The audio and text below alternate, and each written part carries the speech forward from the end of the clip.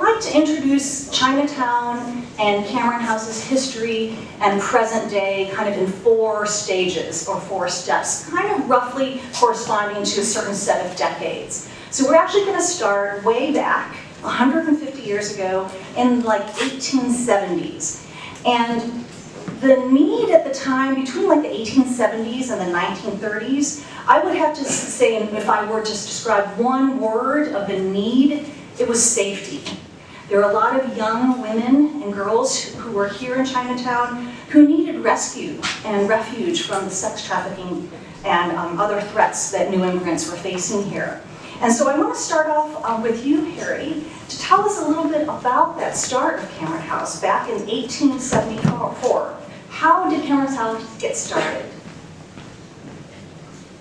Well, Cameron House wasn't called that at the time. It was called 920, which is still the address of this building. It was begun because there was a tremendous need. And I speak from a personal perspective, because my grandmother was one of those who was rescued when her family, because of dire poverty, found it necessary to sell her. And she was bought by slave traders and intended to be involved here in San Francisco's Chinatown. But fortunately for me, and I'm here because it really happened, she was rescued by the missionaries, by the women who were working here at 920. So. And one of those women was Donaldina Cameron, right?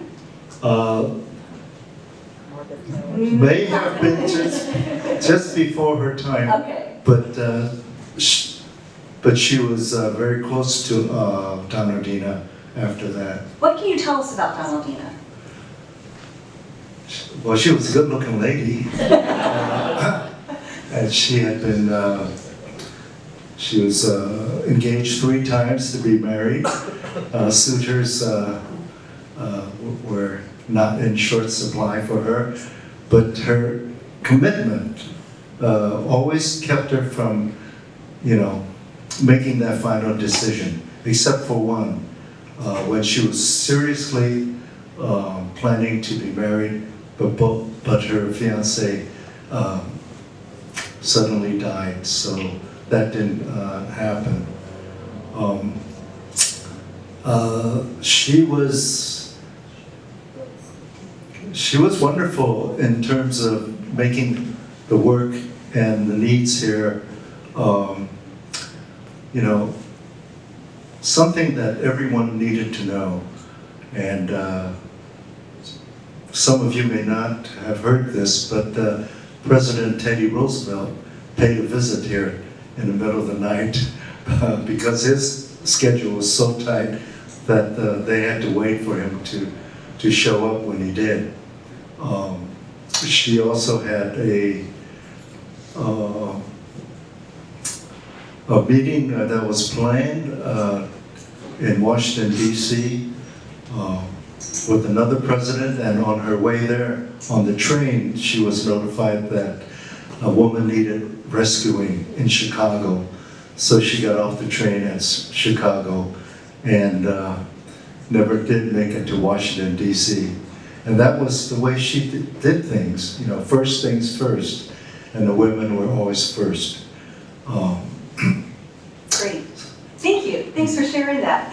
So I am going to go kind of quickly through everything because I want to make sure that we get to the present day and we get to the tour of this wonderful building, which I'm sure you all are excited to take. So let me keep on moving. So from like kind of more in the early 1900s, 1930s, after the successful anti-slavery court cases and sex trafficking kind of somewhat abated here in Chinatown, how did Cameron House's services and support shift or pivot to address the new needs that were coming up with those people? Harry, do you mind sharing that as well?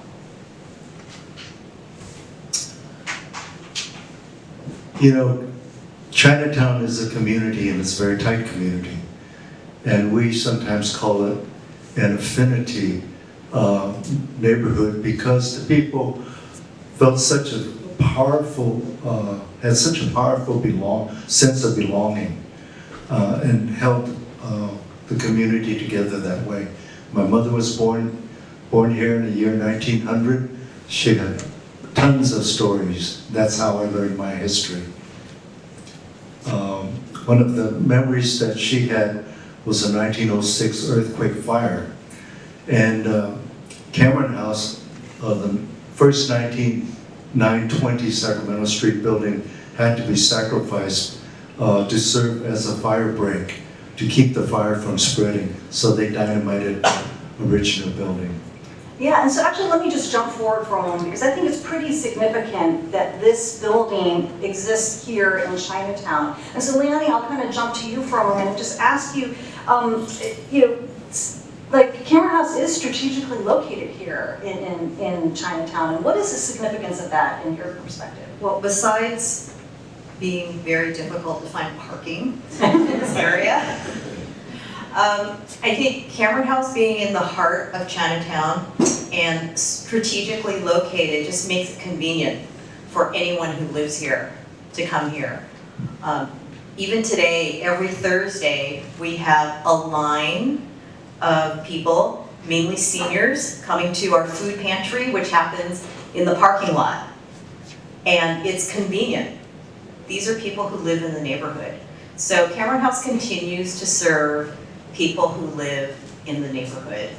And I think that's important to remember, but also all of San Francisco. I think by the show of hands, there is hardly anyone who lives in Chinatown who's here today.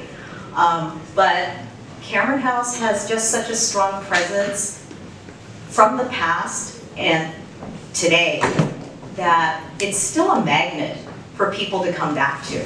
I think many of us feel that Cameron House is still home. The positive is that Cameron House is where we could build community and strength. And we got to keep this place going.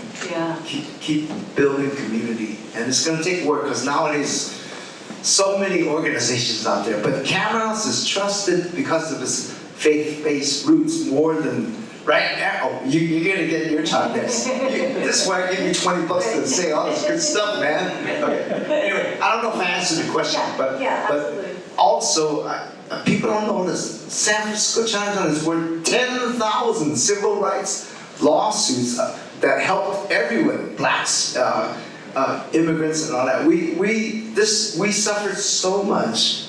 You know, the California Constitution said that you can get rid of Orientals, 1879.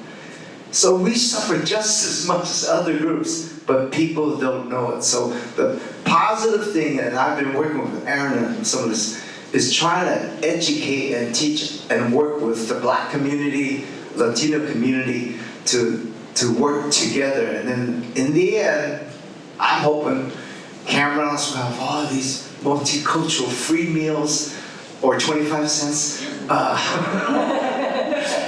We got to build community right here. Okay. Yeah. And so, Nora, you started talking about something that I actually asked Liane a little bit about is our faith-based roots. And we started as a result of the Presbyterian Church here. Can you talk a little bit about our faith and the community and the partnerships that we've been able to develop because of our faith base?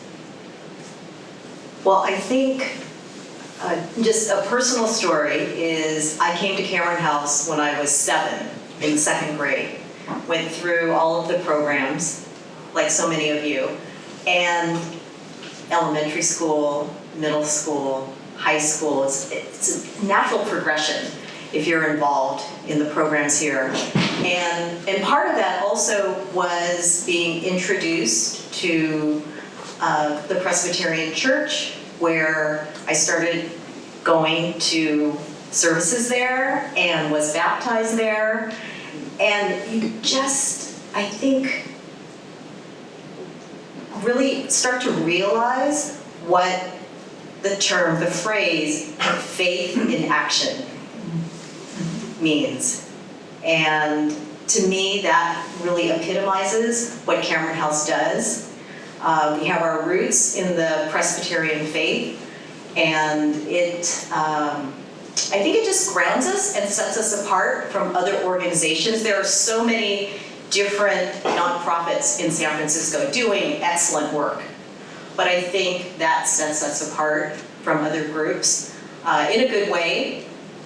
And the relationships that Norman talks about, the community, is really like no other that I've ever experienced. I think if when I look out in the room, there are people who've known each other their entire lives. And that's so unusual in San Francisco. There are so many transplants, but here we are, many of us, native San Franciscans, we've grown up together, we have a history together, and we're still together. That's really pretty amazing. It is. And it's a gift. It's a gift. It's so special and unusual. If you tell other people, other friends, they are amazed probably when you talk about these lifelong friendships that you have. Right. And you really can't put a price on it. So Liane, let me double click a little bit and ask you to talk a little bit more about the youth programs that you experienced that we offer today, as well as the social services side of our programs. Well, Cameron House really serves many ages, from kids who are in this room 5 days a week. We're at capacity with 60 kids coming to the bilingual after-school program for tutoring, which Norman started in what year? 1979. 1979. Okay. So that program's still flourishing. We recently got new laptops and tablets for the program through some generous donations, because we know that there's digital inequity in Chinatown. Not everyone has Wi-Fi. I think we take that for granted. And the kids come here because it's their second home after school. They can come in a place that has a lot of space, because many of them live in SROs in Chinatown. What's an SRO? An SRO is, you're the Zero expert. occupancy. Half of Chinatown are SRO buildings. They don't have their own toilets or showers. And my understanding is that these rooms can be as small as 10 by 10? 8 by 10. And so this stage is probably larger than that. And you can imagine an entire family living in one of these homes. Entire family, meaning 6, 7, 8 people in this one room. Yeah. Yeah, and some of the other programs that we have today, we have a social services department, which does mental health counseling in Cantonese and English. We have domestic violence intervention program. Our social workers will often accompany women to court and help them. Also help them with any types of services that they may need.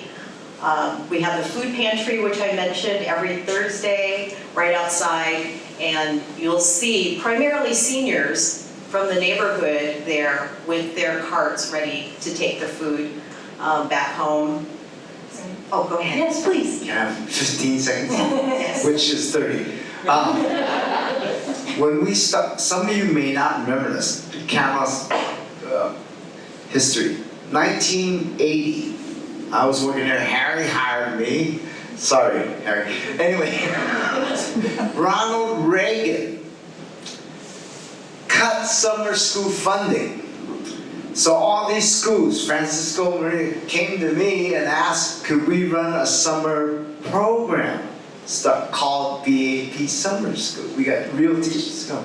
We had 400 people. Sorry, I know the fire code is 90, you said. Not hell with that, man. We packed the place. All these kids came, and they love Cameron House. And I had a reunion with the first club last Saturday. So anyway, but meeting those needs, real needs, and the parents trusted us. I don't know why they trusted me. I probably had to look at Harry. But anyway, But we changed their lives, and they went camping for the first time. They slept there with the ghosts downstairs. Oh.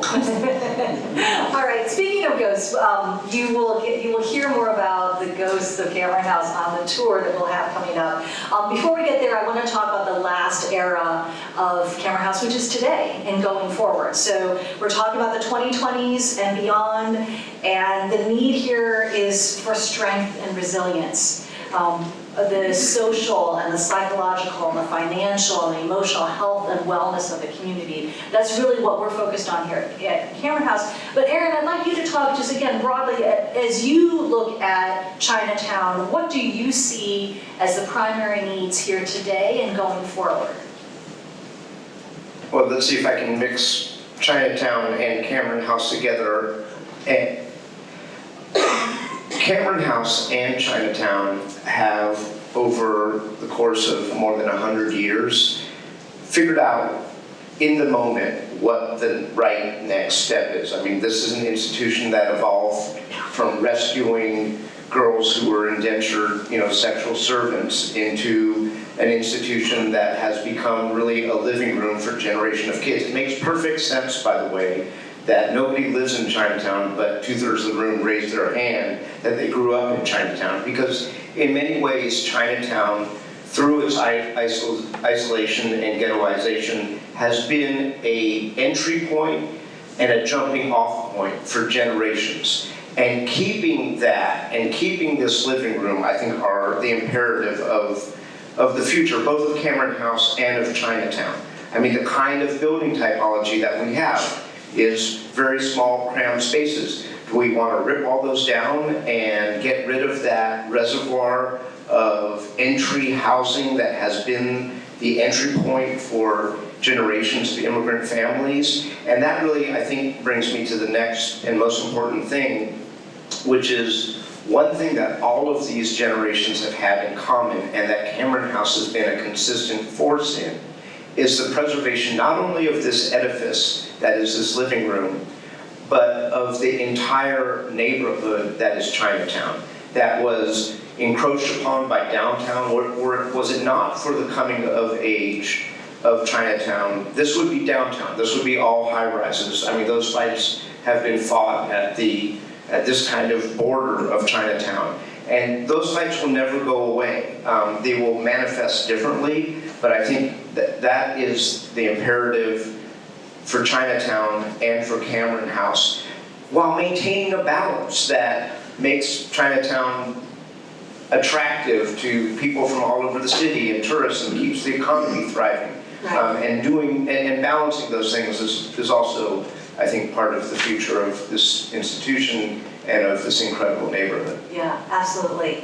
All right, I have a few more questions and discussion topics for the panel, but I wanted to remind you all that we definitely want to hear any questions that you have. So again, if you have one of these index cards, please feel free to write any questions that you might have, or if there's any feedback or insights that you might have that you want to share on the back side. And we'll have people coming through and collecting them so that I can ask your questions of the panel. So make sure to use these cards. We definitely would like to hear from you. Okay. But let's continue on and talk about today and going forward. And so, Liane, I'd like to turn it back over to you to ask you, what does the future hold for Cameron House as we seek to continue to work with the Chinatown community? What are our priorities? Well, 150 years, that's a long time. And my hope is that Cameron House thrives and continues to serve the community for another 150 years. And what we're doing today is, I think, continually evolving.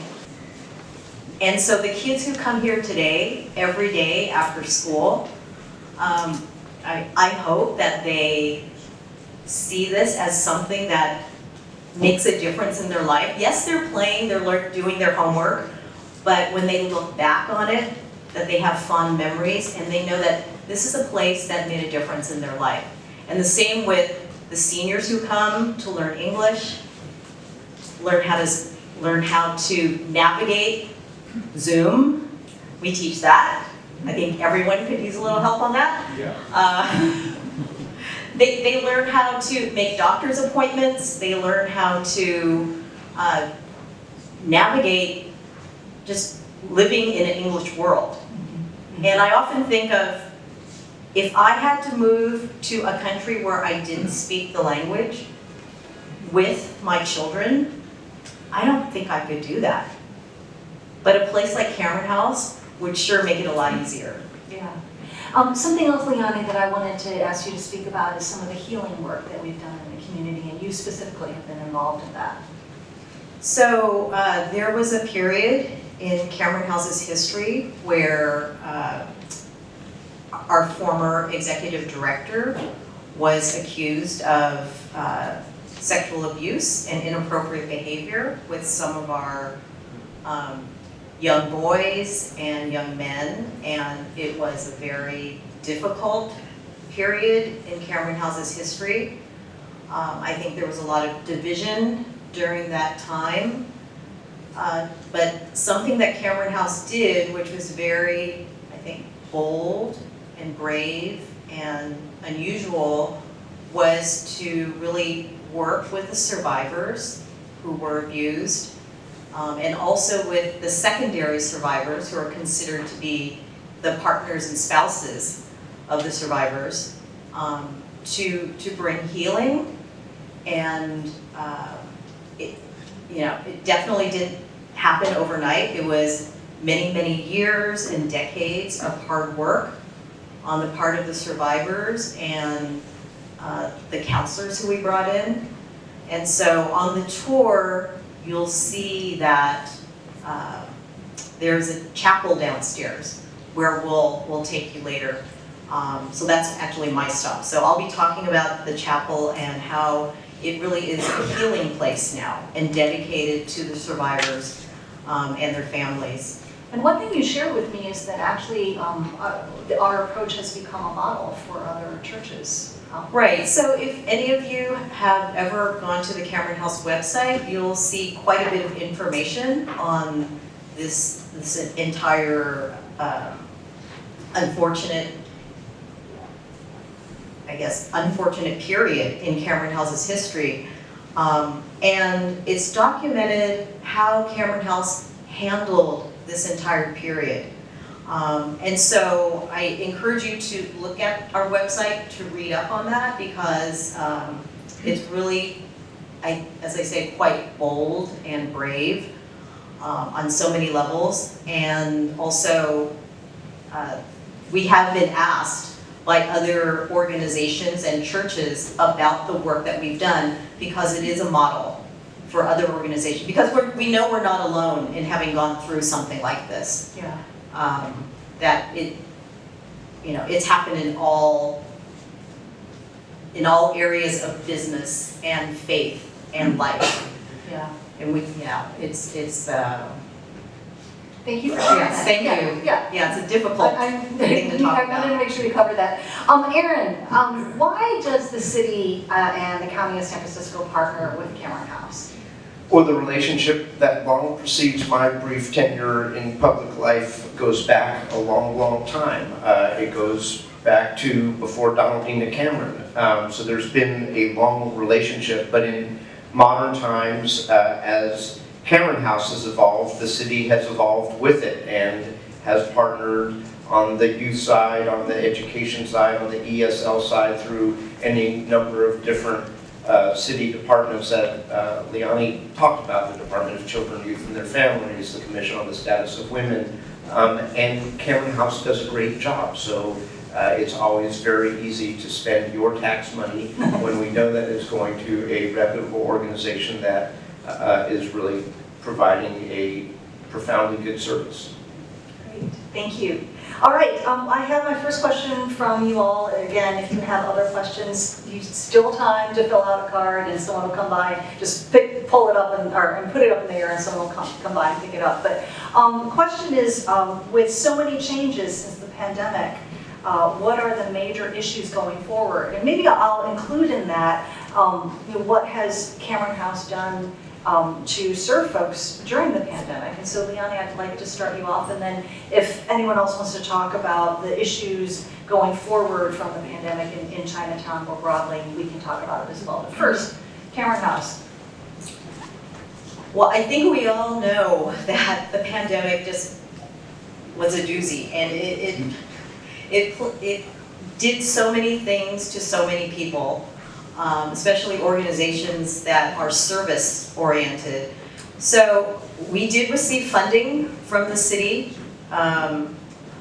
to keep our programs going, and we had children here after school, and some of our programs did move on to Zoom. And some of our counseling sessions are still on Zoom. We're finding that many of our social services clients ended up preferring Zoom. And I think that's happened with some of us too, because just the travel time is cut down. How many of you have gone to Zoom church? Church? Oh, yeah. Yeah, okay, there you go. So, but Cameron House hibernated a bit during the pandemic, and I think this year, with our 150th anniversary, it's very fitting that we are celebrating because the pandemic is quote-unquote over. We're trying to normalize still, but all of our programs are full steam ahead. Even our board meetings are in person now. Please, Norman. Yeah, in the 90s, the SRO, we started the SRO families and all the program stuff. And I needed space. Cameron House can offer space for these SROs. And not only that, the social service department then, with Ernest Wu, led all the parenting classes for SRO parents, and we took care of the kids downstairs. So there's much that we can repeat too, and I'll hire a director first, but anyway, I mean, there's 1,000 things that we can do because you have a beautiful space, and the yard outside is safe from COVID and all that, and I got an SRO right in the corner of this alleyway that would love to have Tai Chi or somebody teach that. Corey, right? Is it Corey? Yes. I mean, there's so much potential. I'll shut up, but I know we're here to shape the future, but some of that stuff has been done in the past. Yeah. We can repeat some of it. Yeah. Made in unit right there. Harry just fighting. Come on, man. What did we do for that building community there? Right. We used to Right. do barbecues. Okay, I'll stop. No, that's okay. We had a couple of questions. So, Erin, if you could speak to the changing immigration or kind of the nature of the immigrants here in Chinatown, the changing demographics within Chinatown. Can you talk about that a bit? I can try. I don't think I can do it with any statistical precision. It is my view of the world that Chinatown has gotten older, that the population has gotten older, that there are less families. I think many of you, when you were raised here, there were more families. I think there are less families here now. There's also, in the dot-com era, was a movement by folks who wanted to use SROs who were not from the Chinatown community or the Chinese American experience or the immigrant experience. They were actually tech folks who were moving into SROs that have historically been the reservoir of housing for the Chinese community on the low-income side. And so we started to see actually I'll be honest, worrying trend of gentrification starting to happen in Chinatown. That seems to have subsided a little bit in recent time. Great. Any other perspectives about the changing demographics or the changing needs of Chinatown today? Well, I did read recently a statistic that Chinatown is still the lowest income neighborhood in all of San Francisco. The median household income is $31,000 a year. The tenderloin is 43,000. So that puts things into perspective, right? It really shows the need of the community here, yeah. I have gotten the high sign that I need to wrap this up. So I know we have lots of questions we did not get to. I think I can maybe make a commitment as a board member that we will try to address some of these questions in upcoming newsletters. If you are not on our newsletter, please make sure that you stop by the registration desk if we have your email, and we'll be able to get to answer some of these questions. But let me wrap up this panel now. I'd love for you to share in one sentence or one thought, what do you want these folks to know about Cameron House? Harry, will you start us off?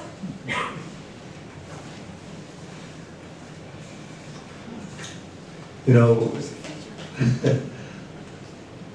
it's difficult to think about addressing problems if you don't understand the problems. And I think at no other time in my lifetime has it been so difficult for people to get along. Liane, what would you like people to know about Cameron House? Cameron House was founded 150 years ago to help people have a better life.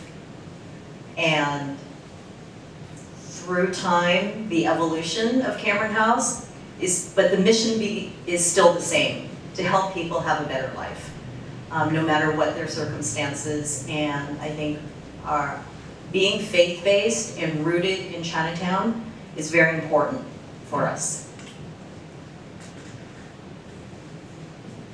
I love Cameron House, and a lot of people do, because this was not just our second home. Actually, it couldn't beat my first home, but anyway, we need to reinvest, and it takes, I don't know how much funding it's going to take, or how much we used to have everybody volunteer to be a club leader. Nowadays, it's harder. So we need a strategy to continue to form these little communities with good Cameron House values. Yeah. To build up that leadership. I don't know how you're gonna do it. I don't have the answer. It ain't through Zoom though. Okay. All right, Aaron. Well, I'm an outsider. I was not raised here, but I can tell you as somebody who has the luck of going to so many places and so many different communities, that the vibe in this building from people who grew up here and come back here has always been so profoundly warm and welcoming and lovely. And that's what I think everybody needs to know. Yeah, thank you for sharing that. Please join me in giving our panel a huge round of applause.